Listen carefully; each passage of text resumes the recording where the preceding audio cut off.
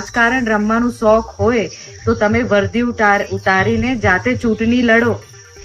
છોટાઉદેપુર જિલ્લાના રાજકારણમાંથી આ સમયના સૌથી મોટા સમાચાર સામે આવી રહ્યા છે। જો રાજકારણ રમવાનો આટલો જ શોખ હોય તો વર્દી ઉતારીને ચૂંટણી લડો। પોલીસને આવું કહેવું હવે આમ આદમી પાર્ટીના જિલ્લા પ્રમુખ રાધિકા રાઠવાને ભારે પડ્યું છે। જી હા, એપના જિલ્લા પ્રમુખ રાધિકા રાઠવા સામે બોડેલી પોલીસ મથકે ગંભીર કલમો હેઠળ ગુનો નોંધવામાં આવ્યો છે।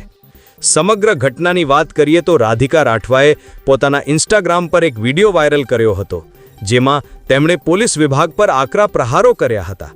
પરંતુ પોલીસનું કહેવું છે કે એક જવાબદાર રાજકીય પદ પર હોવા છતાં તેમણે જાણી જોઈને પોલીસની છબી ખરડાય અને લોકોમાં ભ્રામકતા ફેલાય તેવું નિવેદન આપ્યું છે। આ મામલે બોડેલી પોલીસે કડક વલણ અપનાવ્યું છે। ભારતીય ન્યાય સંહિતા એટલે કે BNS 2023ની કલમ 212(2), 217(b) અને 229(2) મુજબ ગુનો દાખલ કરી દેવામાં આવ્યો છે। બોડેલી PSI GV પગી દ્વારા નોંધાવવામાં આવેલી આ ફરિયાદમાં સ્પષ્ટ આરોપ છે કે સરકારી સત્તાના કામમાં અવરોધ ઊભો કરવા અને ખોટી માહિતી ફેલાવવાના ઈરાદાથી આ વિડીયો વાયરલ કરાયો હતો। જો આ મામલે બોડેલી PI બરંડાએ મીડિયા સમક્ષ શો ખુલાસો કર્યો છે। આજરોજ PSI પગી સાહેબ તથા સર્વેલન્સ ટીમના માણસો સોશિયલ મીડિયા મોનિટરિંગ કરી રહ્યા હતા। તે દરમિયાન એક સોશિયલ મીડિયા ID તેમાં રાધિકા રાઠવા.app નામના ઇન્સ્ટાગ્રામ ID પર છોટાઉદેપુર પોલીસ વિરુદ્ધ પાયાવિહોણા આક્ષેપ કરતો વિડીયો વાયરલ થયેલો, જે અનુસંધાને ઉપરી અધિકારીઓને ધ્યાન દોરી અને ફરિયાદ દાખલ કરવાની તજવીજ કરવામાં આવેલી અને આગળની કાર્યવાહી ચાલુ છે। છોટાઉદેપુરમાં આમ આદમી પાર્ટીની જે બહુમતી આવી છે, કવાંટ તાલુકા અને છોટાઉદેપુર અને કદવાલ તાલુકામાં જે ટાઈ પડી છે અને 13 જિલ્લા પંચાયત જે આવી છે, અમારી આમ આદમી પાર્ટી અને કાર્યકર્તાએ ખૂબ લડત આપી।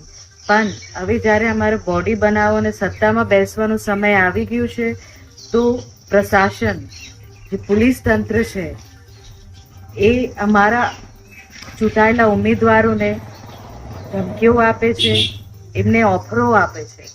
તો હું આટલું જાણવા માંગુ છું કે આ જે પોલીસ પ્રશાસન છે એમના નામો પણ મને ખબર છે કોણ કોણ આવેલા અમારા ચૂંટાયેલા સભ્યો પાસે। આ પ્રશાસન આ વર્દી પહેરીને હું દલાલી કરવા માંગે છે કે એ લોકોની સેવા માટે અહીંયા છે। અગર એટલી દલાલી અને રાજકારણ રમવાનું શોખ હોય તો તમે વર્દી ઉતારીને જાતે ચૂંટણી લડો। આમ આદમી પાર્ટીના ઉમેદવારોને તમે દાગ ધમકી આપો છો અને એમને ખોટા લોભ લાલચમાં ફસાવા માંગો છો અથવા ખોટા કેસો કરી દો એવા તમે ધમકીઓ આપો છો, તો તમે આ કરવા શું માંગો છો? અને કોણ કોણ પ્રશાસનમાંથી અને ચૂંટાયેલા પ્રતિનિધિઓ પાસે આ પોલીસ ખાતામાંથી ગયા છે એ અમને નામો ખબર છે અને ટાઈમ આવશે અને અમે ખુલાસો આપીશું અને એમની વર્દી ઉતરે એવું અમે ચોક્કસથી ફરિયાદ કરવાના છે। પ્રિય દર્શક મિત્રો, આવી જ તાજી, સચોટ અને વિશ્વસનીય ખબરો સૌથી પહેલા જોવા માટે હમણાં જ ઈ-ક્રાંતિ ન્યૂઝ ચેનલને સબસ્ક્રાઇબ કરો। જો તમને આ સમાચાર ગમ્યા હોય તો વિડીયોને લાઇક કરો અને તમારો પ્રતિસાદ કમેન્ટમાં જરૂર જણાવો। ઈ-ક્રાંતિ ન્યૂઝ, અહેવાલ પઠાણ યાકુબ રજા, છોટાઉદેપુર। ई क्रांति न्यूज, बदलाव हम लाएंगे।